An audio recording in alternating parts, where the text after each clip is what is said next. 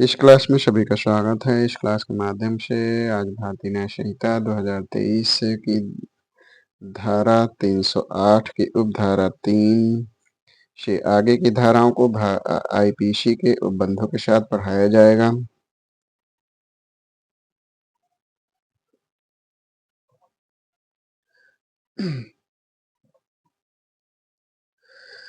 भारतीय न्याय संहिता की धारा 308 उपधारा 3 आईपीसी की धारा 385 व भारतीय न्याय संहिता की धारा 308 की उपधारा 3। तो आईपीसी की धारा 385 में उद्यापन करने के लिए किसी व्यक्ति को क्षति के भय में डालना इस विषय में दंड का प्रावधान करते हैं। तो आईपीसी की धारा 385 व भारतीय न्याय संहिता की धारा 308 की धारा 3 इसमें प्रावधान किया गया कि जो कोई उद्यापन करने के लिए किसी व्यक्ति को किसी क्षति के पहुंचाने के भय में डालता है या भय में डालने का प्रयत्न करता है तो उसके लिए जो दंड है वो 2 वर्ष का कारावास किसी भांति का या जुर्माना या दोनों से दंडनीय। और इस धारा के उपधारा 3 के अंतर्गत जो अपराध है वह संज्ञेय है, जमानती है और किसी भी मजिस्ट्रेट द्वारा संज्ञेय है, यानी किसी भी मजिस्ट्रेट द्वारा विचारणीय है। भारतीय दंड संहिता यानी आईपीसी की धारा 386 व भारतीय न्याय संहिता की धारा 308 की उपधारा 3। आईपीसी की धारा 386 जो राजस्थान एपीओ व यूपी सिविल जज की परीक्षा में पूछा जा चुका है। तो आईपीसी की धारा 386 किसी व्यक्ति को मृत्यु या घोर उपहत्या के भय में डालकर उद्यापन इस विषय में दंड का प्रावधान करती है। तो आईपीसी की धारा 386 व संहिता यानी भारतीय न्याय संहिता की धारा 308 की धारा 4। तो उपधारा 4 में प्रावधान करती है कि जो कोई उद्यापन करने के लिए किसी व्यक्ति को स्वयं उसकी या किसी अन्य व्यक्ति की मृत्यु या घोर उपहत्या के भय में डालता है या भय में डालने का प्रयत्न करता है तो उसके लिए जो दंड है वो 7 वर्ष किसी भांति का कारावास और जुर्माने से दंडनीय है। और इस धारा की उपधारा 4 के अंतर्गत जो अपराध है वो संज्ञेय है, अजमानती है, प्रथम वर्ग मजिस्ट्रेट द्वारा विचारणीय है।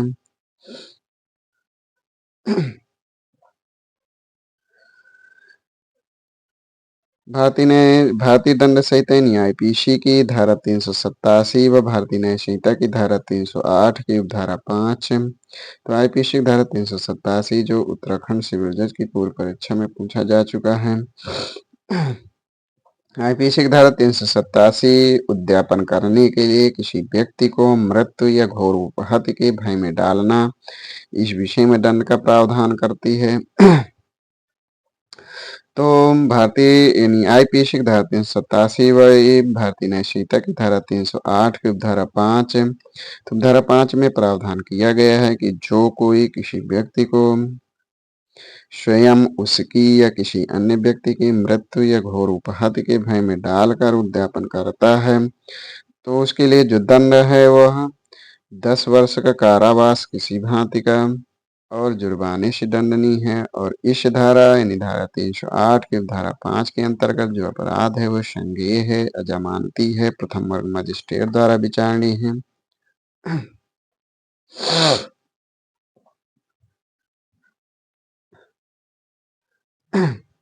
आईपीसी की धारा 388 व भारतीय न्याय संहिता की धारा 308 की उपधारा 6। तो आईपीसी की धारा 388 मृत्यु या जीवन कारावास आदि से दंडनीय अपराध का अभियोग लगाने की धमकी देकर उद्यापन इस विषय में दंड का प्रावधान करता है। तो आईपीसी की धारा 388 व भारतीय न्याय संहिता की धारा 308 की उपधारा 6। तो उपधारा 6 में प्रावधान करती है कि जो कोई उद्यापन करने के लिए किसी व्यक्ति को स्वयं उसके विरुद्ध या किसी अन्य व्यक्ति के विरुद्ध यह अभियोग लगाने का भय दिखलाता है या यह भय दिखलाने का प्रयत्न करता है कि उसने ऐसा अपराध किया है या करने का प्रयत्न किया है जो मृत्यु से या जीवन कारावास से या 10 वर्ष तक के कारावास से दंडनीय है। तो इस प्रकार तो ऐसे किए गए उद्यापन के लिए जो दंड है वो जो दंड का प्रावधान है, यानी जो दंड है वो 10 वर्ष का कारावास किसी भांति का और जुर्माने से दंडनीय होगा। और इस निर्धारा 308 के उपधारा 6 के अंतर्गत जो अपराध है वो संज्ञेय है, जमानती है, प्रथम वर्ग मजिस्ट्रेट द्वारा विचारणीय है। भारतीय दंड संहिता न्यायपीशिक धारा 389 व भारतीय न्याय संहिता की धारा 308 की उपधारा 7। तो आईपीशिक धारा 389 उद्यापन करने के लिए किसी व्यक्ति को अपराध का अभियोग लगाने के भय में डालना।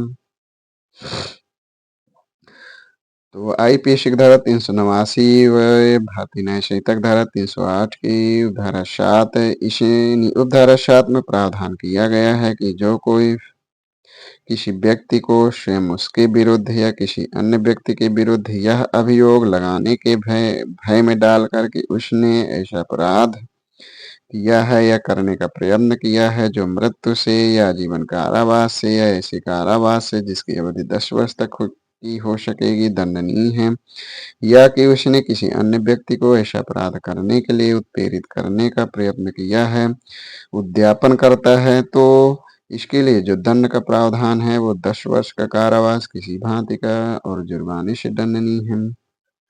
और इस धारा 308 की धारा 7 के अंतर्गत जो अपराध है वो संज्ञेय है, जमानती है, प्रथम वर्ग मजिस्ट्रेट द्वारा विचारणीय है।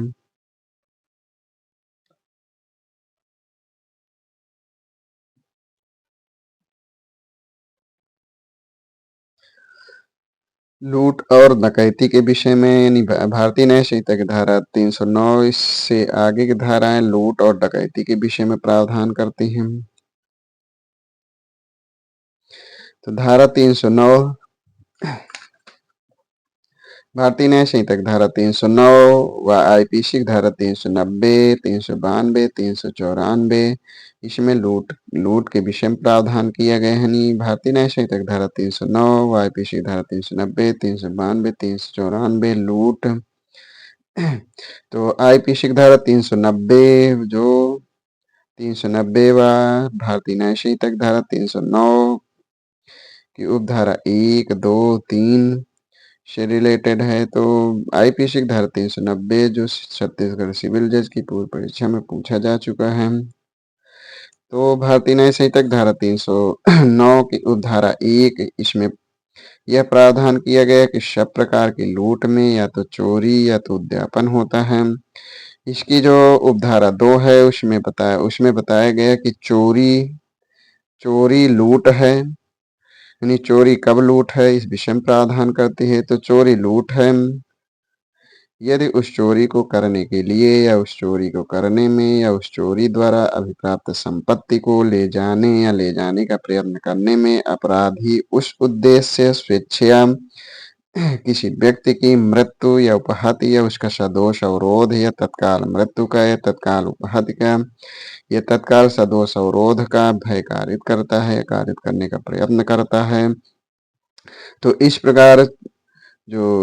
इस प्रकार चोरी करने के लिए चोरी करने में चोरी द्वारा अभिप्राप्त संपत्ति को ले जाने या ले जाने के प्रयत्न में जो इस प्रकार का कृत्य है वह लूट होगा। तो इसके उपधारा यानी 309 की उपधारा 3 इसमें उद्यापन कब लूट है इस विषय में प्रावधान करती है। तो इसमें प्रावधान किया गया कि यदि अपराधी वह उद्यापन करते समय भय में डाले गए व्यक्ति की उपस्थिति में है और उस व्यक्ति को स्वयं उसकी या किसी अन्य व्यक्ति की तत्काल मृत्यु या तत्काल उपहत्या या तत्काल सदोष अवरोध के भय में डालकर वह उद्यापन करता है और इस प्रकार भय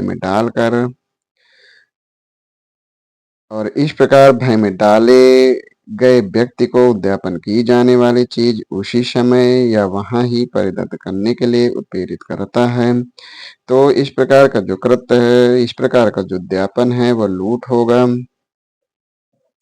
इसमें स्पष्टीकरण दिया गया है कि अपराधी का उपस्थित होना कहा जाता है यदि वह उस अन्य व्यक्ति को तत्काल मृत्यु के या तत्काल उपहत्या के या तत्काल सदोष अवरोध के भय में डालने के लिए पर्याप्त रूप से निकट हो, यानी यदि वह व्यक्ति जिसको तत्काल उपहत्या, तत्काल मृत्यु या तत्काल सदोष अवरोध के भय में डालने डालने के लिए कहा गया है, तो उसकी उपस्थिति कब होगा? जब वह पर्याप्त रूप से निकट हो, तो ये माना जाएगा कि अपराधी का उपस्थित होना, यानी अपराधी उपस्थित है। इसके जो दृष्टांत हैं, यानी दृष्टांत का, खा, गा, यानी दृष्टांत का जो एमपी एचजेएस की पूर्व परीक्षा में पूछा जा चुका है कि का या को दबोच लेता है और या के कपड़े में से या का धन और आभूषण या की सम्मत के बिना कपट पूर्वक निकाल लेता है, तो यहाँ का ने चोरी की है और वह चोरी करने के लिए स्वेच्छा या का सदोष अवरोध कारित करता है, तो इसलिए का ने लूट की है। इसी प्रकार जो इसके दृष्टांत खा में है कि का या को राजमार्ग पर मिलता है, एक पिस्तौल दिखाता है और या की थैली मांगता है, परिणाम स्वरूप यह अपनी थैली दे देता है। यहाँ का ने या को तत्काल उपहति का भय दिखलाकर थैली उद्यापित की है और उद्यापन करते समय वह उसकी उपस्थिति में है, अतः का ने लूट की है।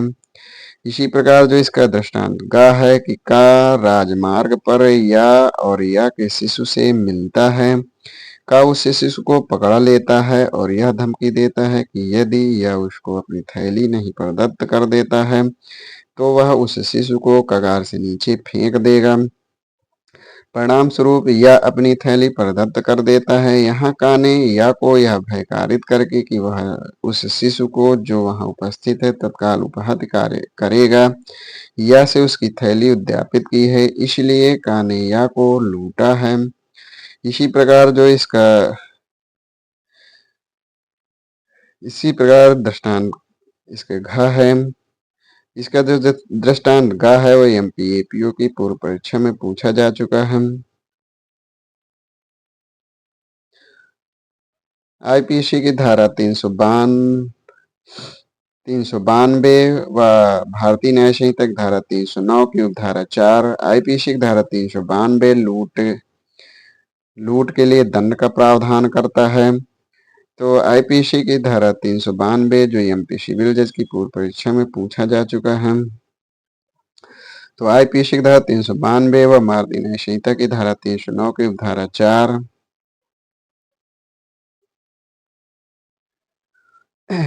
इसमें प्रावधान किया गया है कि जो कोई लूट करता है वह कठिन कारावास से, जिसकी अवधि 10 वर्ष तक की हो सकेगी, दंडित किया जाएगा जुर्माने से। तो इसमें 309 की उपधारा 4 में इसमें लूट के लिए दंड का प्रावधान करता है। तो इसमें लूट के लिए जो दंड है वो 10 वर्ष का कठिन कारावास और जुर्माने से दंडनीय।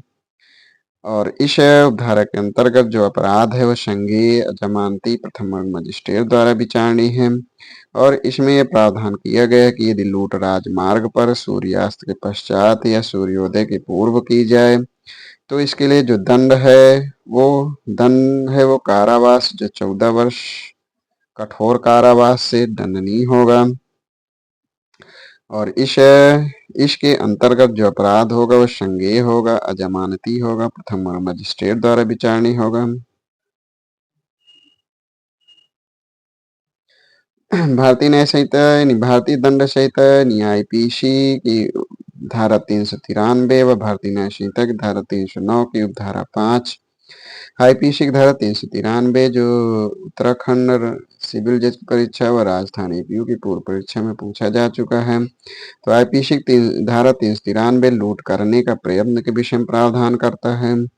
तो आईपीसी की धारा 393 व इस संहिता की धारा 309 की उपधारा 4, उपधारा 5, न्यायपीठ धारा 393 व भारतीय न्याय संहिता की धारा 309 की उपधारा 5, इसमें यह प्रावधान किया गया कि जो कोई लूट करने का प्रयत्न करता है तो उसके लिए जो कारावास है कठिन कारावास 7 वर्ष और जुर्माने से दंडनीय। और इस उपधारा के अंतर्गत जो अपराध है वो संज्ञेय अजमानती प्रथम वर्ग मजिस्ट्रेट द्वारा विचारणीय। आईपीसी की धारा 394 व भारतीय न्याय संहिता की धारा 309 की उपधारा 6, आईपीसी की धारा 394 लूट करने में स्वेच्छा उपहति कारित करना। तो आईपीसी की धारा 394 जो एमपी सिविल जज की पूर्व परीक्षा में पूछा जा चुका है। आईपीसी की धारा 394 व भारतीय न्याय संहिता की धारा 309 की धारा 6 इसमें प्रावधान किया गया कि जो कोई व्यक्ति लूट करने में या लूट का प्रयत्न करने में स्वेच्छा उपहत करता है तो ऐसा व्यक्ति और कोई अन्य व्यक्ति इसे लूट करने में या लूट का प्रयत्न करने में संयुक्त तौर पर संबंधित होगा तो उसके लिए जो दंड है वो आजीवन कारावास या 10 वर्ष कठिन कारावास और जुर्माने से दंडनीय और इस उपधारा के अंतर्गत जो अपराध है संज्ञेय जमानती प्रथम वर्ग मजिस्ट्रेट द्वारा विचारणीय। भारतीय न्याय संहिता की धारा 310 व आईपीसी की धारा 391 396 399 400 402। तो आज यहीं तक भारतीय न्याय संहिता की धारा 310 की आगे की धाराओं को अगली क्लास में पढ़ाया जाएगा। धन्यवाद।